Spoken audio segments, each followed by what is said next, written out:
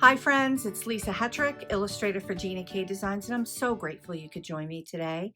I have a really fun card tutorial today, but I wanted to pop in ahead of time and share that sometimes when we're creating our cards and our paper crafting projects, they don't always turn out the way we think they're going to turn out in our heads.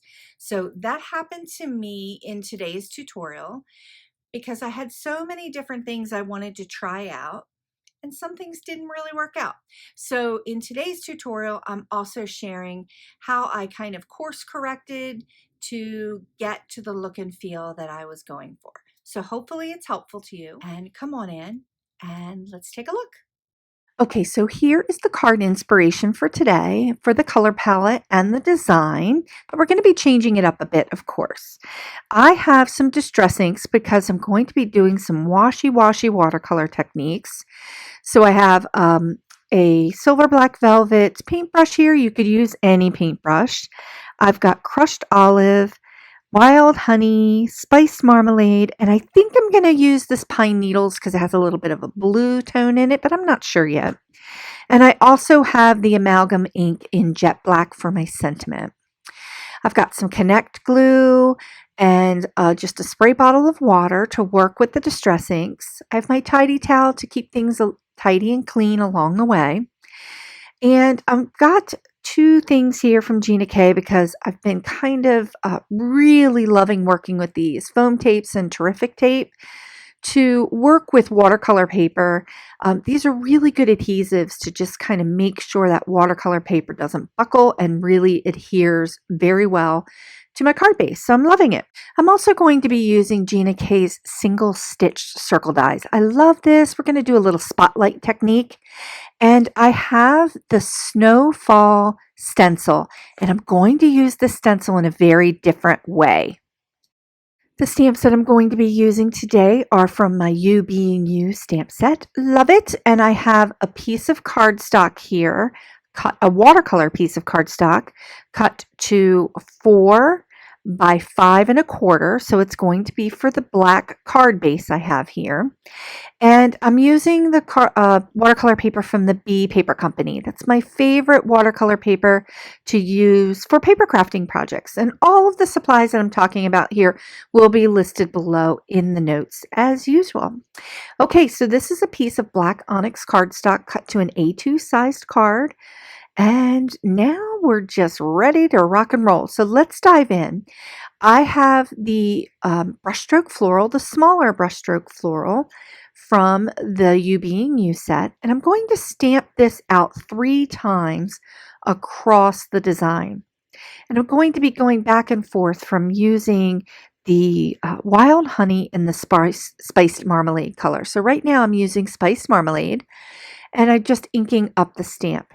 Now I'm wetting the entire piece of watercolor paper, and because this watercolor paper is 100% cotton, it can really take a lot of water without buckling.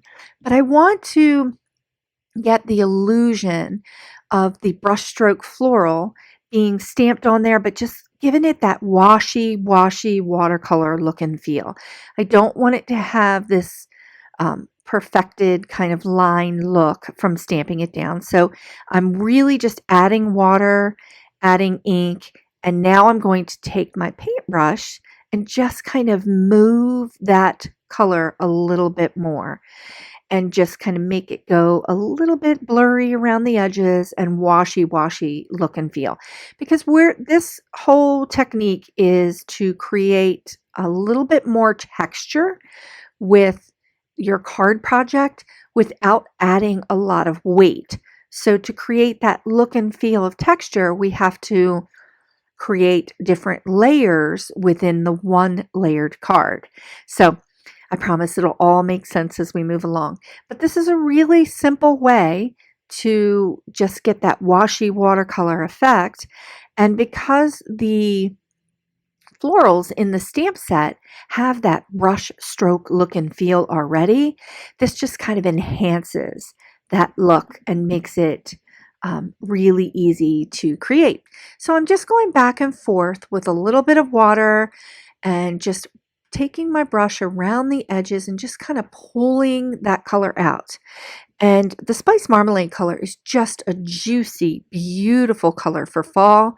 And it's still fall, so I'm really loving this color palette and this mix of these colors.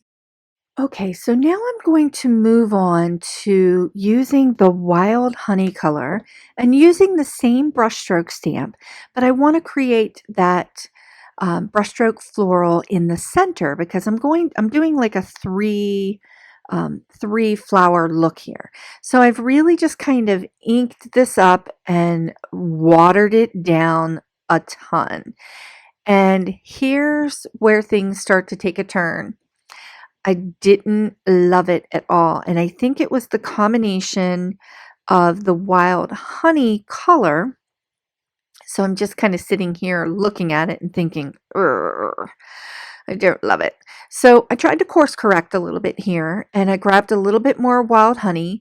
Now here I don't mind it so much, but I feel like I didn't like the contrast of those colors. So I was taking a little bit of it away. And then I went in, stamped it in here again with a little bit less water. And then I did not like it even more. But I was like, okay, I'm just going to give this a moment and I'm going to just see where I can take it. I really, really loved the spice marmalade and how that color blended out. It was a really beautiful orange tone. I do love the wild honey color, but I didn't love it in this card composition. So at this point, I was like, what am I going to do? So I decided to just keep going and I brought in my heat tool and I said, okay, let's just go ahead and dry everything up so that I can move on to the next layer because I really wanted those colors to be dry, dry, dry. So I got the spice marmalade distress ink back out and I started to ink up the floral that was the line art floral in the You Being You stamp set. And to create texture and layers with the card, I needed a contrasting color. So I want to stamp this right in the center over top of that wild honey. And I'm thinking, oh, it'll improve this look and feel because it'll give me that contrast that I'm really going for. But so I'm just kind of holding it here a little bit longer to let that ink go into the fibers. And it was okay, but what I really didn't love is I wasn't getting those lights and darks that I was really trying to get by layering those two colors. So I decided to just let it dry and move on to the leaf elements and the stems to ground the three flowers to the card. So I went ahead and used the crushed olive and just inked up the stamp with the stem and the leaves and just stamped it down. So I'm going to stamp it down here 3 times and not let it be so super washy-washy like the florals are. I'm just letting it be just kind of a little bit watercolory so that you do get a definite difference in the design between what is really bright and colorful and coming forward and what is just kind of going backward and just kind of fading into the paper a little bit. So that creates a lot more layers and dimension as well. So I just kind of had hedged back and forth about using the pine needles and I decided not to use it. I just stuck with the crushed olive because I was feeling like the wild honey wasn't giving me the look and feel that I wanted, so I was just going to stick with one green. And I played around a little bit with the different stems and leaves in the You Being You stamp set, and I ended up sticking with the one that I had already stamped and just varying the height so that it created a little bit of a difference between where the petals and the stems were placed on the card. So I'm just loving the crushed olive, and I just didn't add a lot of water to this distress ink when I was stamping it because I knew that the fiber of the paper was really going to take in a lot of that color. So you're going to get a nice watercolor look without adding too much water to get that washy-washy effect. Okay, I'm going to go ahead and get my Spellbinders Platinum die cutter here, and I just love this die cutter. you can see that it's well loved, and I'm just going to put my sandwich together and put my put the stitched circle die down on top and just kind of position it in the center. I'm not taping it down. I'm going rogue, and I'm just putting my sandwich together and running it through. And super simple. And now I've got 2 layers for my card base, and I love that single stitch. It's just the perfect little element. Okay, so now I'm doing a different sandwich here, and I'm going to layer the snowfall stencil on top of the other card part of my base. And I'm using the Spellbinder's embossing plate. And I will detail what the sandwich is to create this with your stencils in the notes. But look at the texture. So I was able to use the stencil sort of as an embossing tool to create that wonky snowfall polka dot kind of texture on the card. Okay, so now I've got all the elements, and I'm going to start assembling the watercolor pieces to the card base. And I'm getting out my terrific tape here and just putting a little bit on the back of the cardstock, of the watercolor cardstock, so that I can layer it right on top of the black onyx card base. I'd like to use this adhesive on watercolor paper because, again, it really helps it adhere well to the card base without buckling, because watercolor paper is a lot thicker than our layering weight cardstock.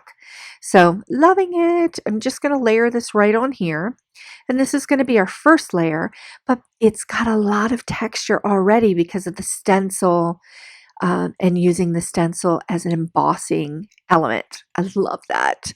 Okay, so now I'm going to take some foam tape and just add it to the back of my stitched circle element and line up the leaves and the stems and just have it just kind of pop that up there. And it's going to be super, super cool. I love that I can just tear this off, add a little bit to the back, and I don't have to like gum up my scissors because I won't clean my scissors. It's a fact. So it's kind of cool that I can just tear that off and add it to the back of an element and just stick it right on the card. So super easy to line up, and we've got a little bit of height without a ton of dimension. Okay, so here is where I'm course correcting. I really don't love the way the center flower looks with the spice marmalade layered over top of the wild honey. So I thought I could add a little bit of gouache watercolor, and gouache is an opaque watercolor. Now you could use an acrylic paint, you could use anything that you want that will give you kind of this opaque look. But I wanted to use gouache because depending upon how much water I add to it, I can still preserve some of that translucency that you get from the watercolor underneath here that I created with the Distress inks. So I thought that this would be a really interesting way to pop that flower that's in the center by just kind of honing in on a few of the petals here and adding a little bit of this yellow gouache. And this is a gouache brand from Arteza, which is super easy to get, and I'll link that up down below as well. And I'm just adding it, and I'm just kind of going slow around the flower. I'm not going to be adding it into every single petal, but I just wanted to spotlight it in a few petals so that it would, again, create a little more texture and dimension and variety and contrast with the colors that are underneath and the colors that are on top. And I really was just kind of concerned about that wild honey under there, so I thought this would be a way to help accentuate some of those yellow tones that were in the spice marmalade color over on the left and the right of that center floral. Okay, so I decided to add a little bit of white gouache and kind of mix up this yellow gouache that I had here. So you see me making a little palette of color here. over on the left. So I'm mixing up a little bit of that yellow with a little bit of the white gouache to kind of get a brighter yellow here.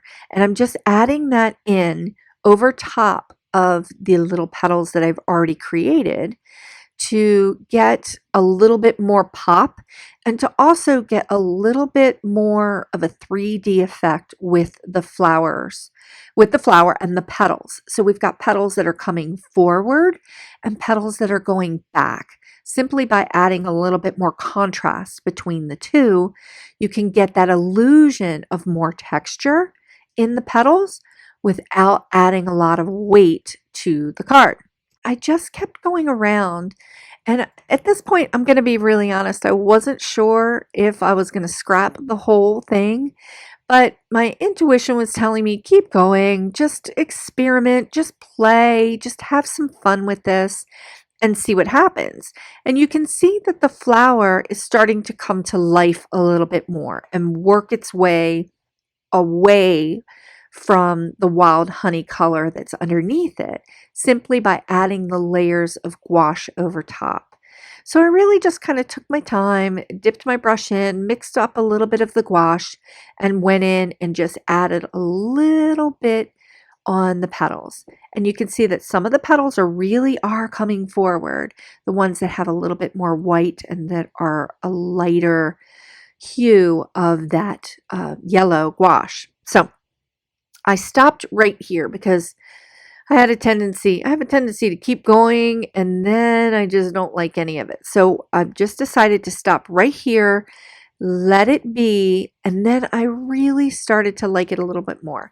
So I added a little bit water to it to just kind of set it and just see where I wanted to go with it. I took a little bit of that wild honey color and I put it down on my mat, and there was a little bit of white gouache still there, and I mixed that in so that I could get a little bit more of an opaque version of that wild honey and just tapped it down onto the card to get a little bit of the splatter. So it was kind of an unexpected effect that I really, really liked. It just brought that wild honey color from the center out to the outer edges of the card with a little bit of splatter and a little bit of white gouache in there as well. And I'm just loving it. Okay, so just went ahead and just heat it up just to dry it so that I could get my Misty out to do the sentiment. So I wanted to do the thanks for being you sentiment in that top right center, just above the circle.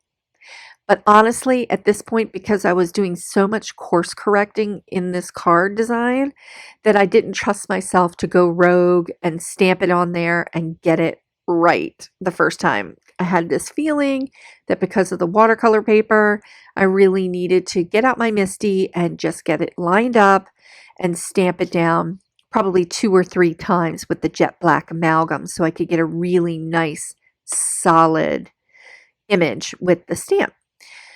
So that's what I did. I just got out my Misty, and you can see that my Misty is well loved. It desperately needs to be cleaned, and yeah, I got to do that. I'm getting around to it, right? So I've got the thanks for being you sentiment here, and I just noticed it looked okay, but I really wanted to go ahead and do it again. So I'm just stamping it down for the second time with the amalgam, and I'm just digging it. Okay, so I have some Nuvo drops here in the white, and I'm just going to accentuate the card a little bit with the Nuvo drops, and I just got it activated there. I always just kind of put a little drop on my hand to get it going so that it doesn't sploosh out onto my card. It's happened to all of us. We will get to the very end of a project and you've got your stickles or your glue or your glitter and it just splotches out onto your card and you're like, really? Really? It happens. So I just wanted to kind of put a few little dots of white just to kind of accentuate some of the texture that was done with the stencil. So we've got all these little extra added 3D textures going on. So here's the original inspiration. You can see that I didn't add, it's kind of one layer and it has that illusion of a lot of texture and dimension. But in this card, we've got a little bit more texture and dimension with adding just a little tiny bit of height to the card, but not enough to kind of go crazy with it. Okay. I hope you enjoyed today's card tutorial. Thanks so much for joining me. Please consider sharing the joy by liking this video and subscribing to this channel. Thanks so much for watching, and I'll see you next time.